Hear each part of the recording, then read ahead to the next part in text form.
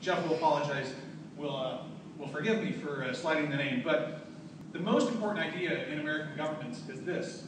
The federal government has limits.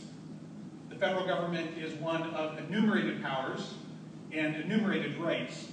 And the federal government in our country has a written constitution, and that written constitution acts as the shield of the minority against tyranny. And it's a very important difference between our country and most of the other countries on this whole planet. And after those realizations, being outnumbered did not feel quite so hopeless. The point of the Constitution is that you're able to look at it as a minority, as someone who's outnumbered, and say, the Constitution protects me. Democracy doesn't protect me, the Constitution protects me. And so no matter how wrong-headed the policies here in DC might get, no matter how wrong-headed the spending or the other policies are, no matter how few in number those of us who really, really love liberty are at any given time in history, if we can remain loyal to the Constitution as a country, then we can survive. That the Constitution can protect an important basic quota of liberty for all of us, even in the darkest of times. And I felt like loyalty to the Constitution among our elected representatives was a more achievable goal. I looked around and I saw a lot more potential allies in that fight.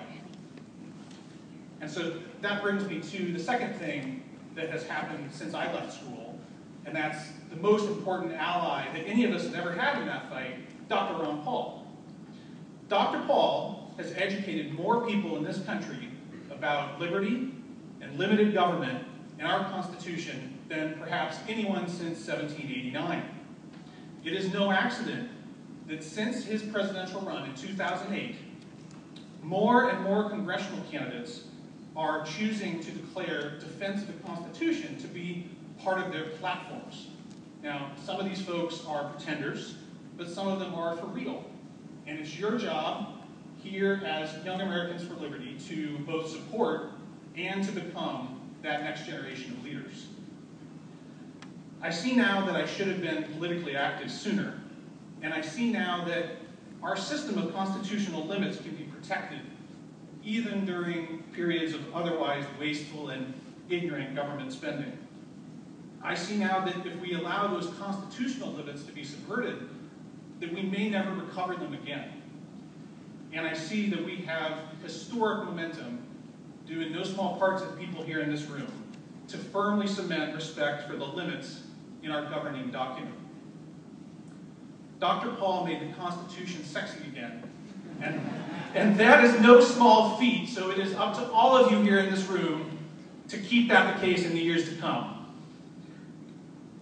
Thank you so much.